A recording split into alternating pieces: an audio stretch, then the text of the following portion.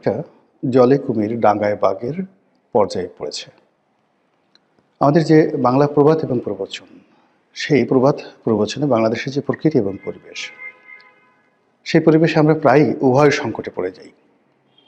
আপনি যদি ডান দিকে যান সেটি বিপদ, বাম দিকে গেলে আপদ।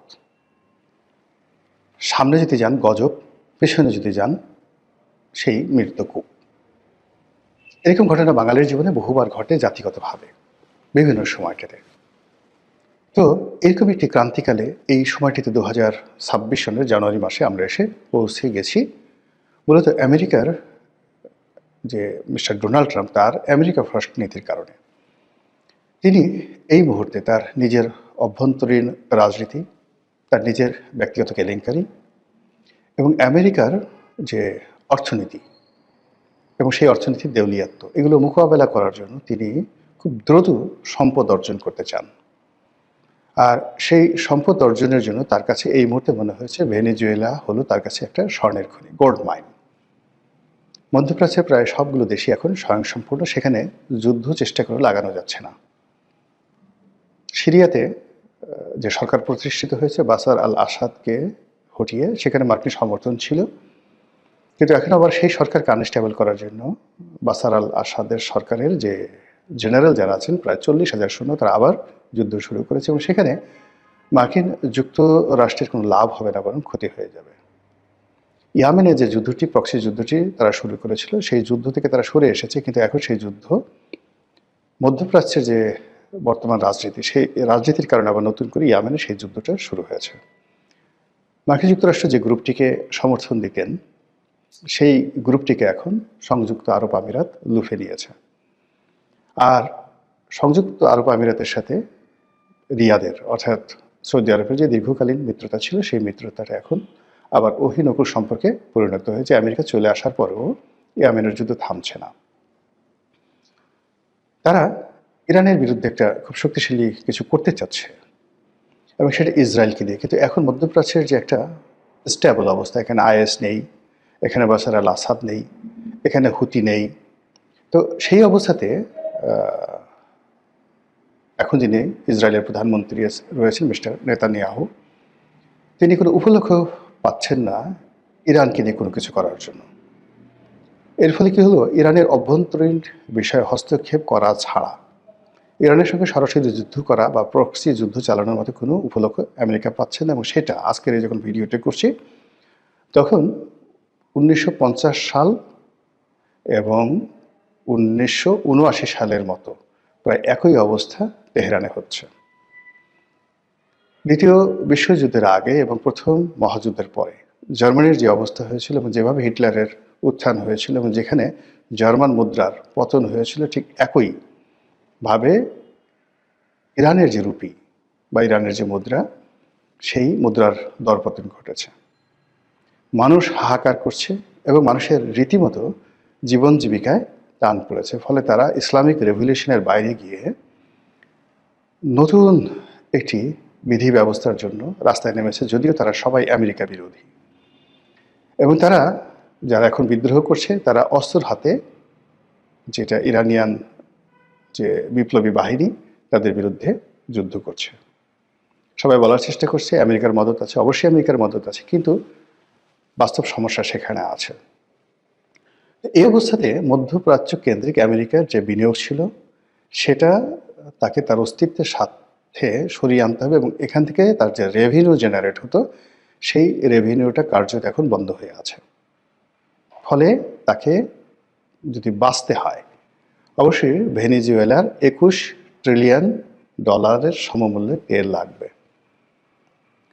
এরকম মানে আপনি যখন কোনো একটা রাক্ষস তৈরি করবেন, হাতি পুষবেন, তাকে তো খাবার দিতে হবে। এখন আমেরিকার যে সোসাইটি, দ্য প্লিস্টিক সোসাইটি, এবং তারা যে রাষ্ট্রের ব্যয় যে পর্যায়ে নিয়ে গেছে, সেখানে তাদের প্রচুর অর্থ লাগবে। যুদ্ধ হোক, সারা পৃথিবীকে মেরে কেটে তছনছ করে হোক, তাদের সেই জিনিসটি লাগবে এবং সেই যুদ্ধ তারা শুরু করে দিয়েছে এখন ভেনেজুয়েলাতে। এরপরে তারা যুদ্ধ করতে চাচ্ছে একদম ইউরোপের সঙ্গে, তারপরে তারা যুদ্ধ করতে যাচ্ছে ভারতের সঙ্গে। এখন আমাদের জন্য যে সমস্যাটা হলো, আমেরিকার বন্ধু হতে হবে অথবা ভারতের বন্ধু হতে হবে। যদি আমেরিকার বন্ধু হই তাহলে ভারতের শত্রু হতে হবে এই মুহূর্তে। এটি বিপদ যদি ডানে যান। আর অন্যদিকে যদি ভারতের বন্ধু হন তাহলে আমেরিকার শত্রু হতে হবে।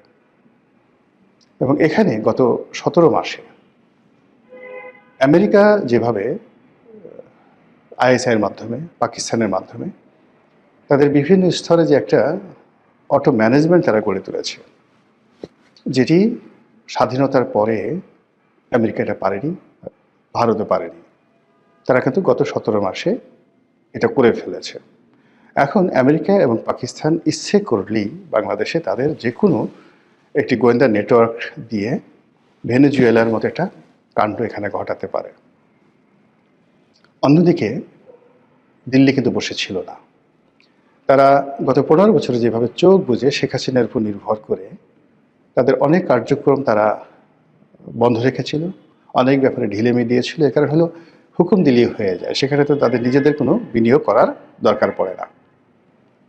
সেই কাজগুলো দিল্লি করার পরে যখন তাদের পুরো পররাষ্ট্রনীতি, কূটনীতি, তাদের যে গোয়েন্দা তৎপরতা বাংলাদেশকে ঘিরে সব কিছু মুখ থুবড়ে পড়ে যায় 2024 সালের আগস্ট মাসে।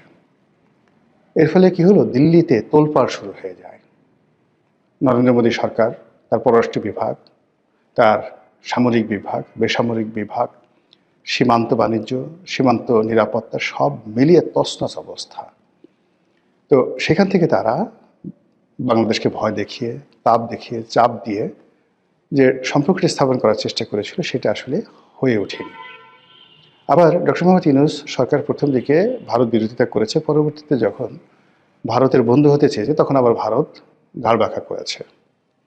আর এখন এমন একটা অবস্থা হয়ে গেছে অ্যাট দিস মোমেন্ট 2026 সালের জানুয়ারি মাসে আমেরিকা এবং ভারত তাদের সর্বোচ্চ আকর্ষণ দিয়ে, এটাকে আপনি গ্র্যাভিটি বলতে পারেন বা মহাকর্ষণ শক্তি বলতে পারেন, এটা দিয়ে এখন বাংলাদেশকে টানবে তাদের পক্ষে।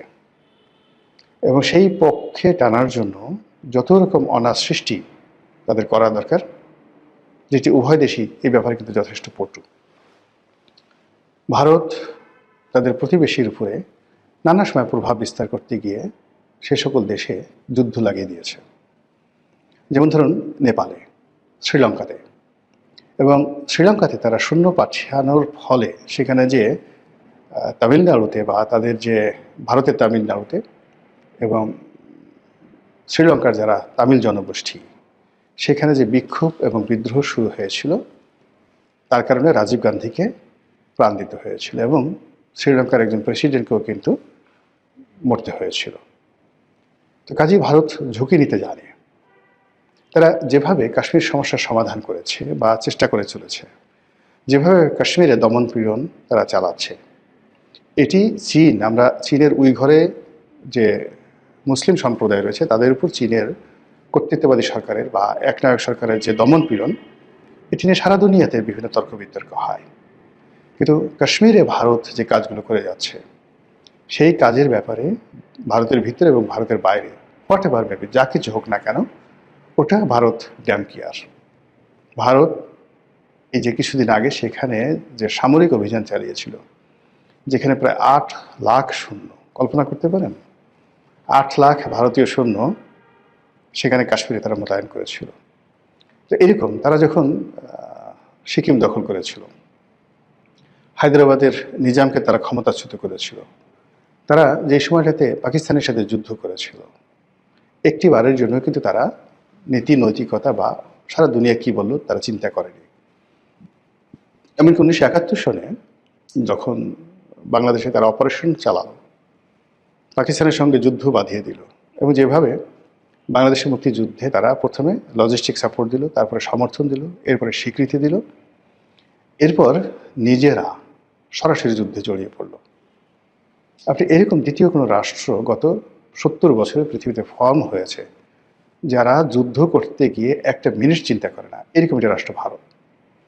তো আমেরিকা সেই তুলনায় রাশিয়া কিন্তু বা মিস্টার পুতিন অনেকটা লিবারেল, অনেকটা লিবারেল।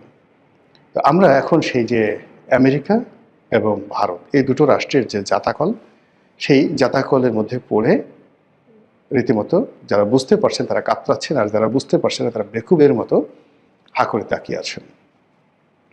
আর এই সময়টিতে একটা দেশের অর্থনীতি যেরকম থাকা দরকার, রাজনীতি যেরকম থাকা দরকার, এরকম একটা পরিস্থিতিতে ন্যূনতম একটা স্ট্যান্ডার্ড থাকলে এগুলো মোকাবেলা করা যায়। যেমন ধরুন, একজন প্রেসিডেন্টকে ধরে নিয়ে যাওয়া হয়েছে, কিন্তু ভেনেজুয়েলার প্রশাসন ভেঙে পড়েনি। সেখানে ভাইস প্রেসিডেন্ট ক্ষমতা নিয়েছেন, মন্ত্রী পরিষদ বহাল আছে এবং জনগণ রাস্তায় নেমে আসছে এবং একই সঙ্গে সেনাবাহিনী তারা যুদ্ধ করার জন্য প্রস্তুতি নিচ্ছে, প্রায় ৩.৫ লাখ সেনাবাহিনী।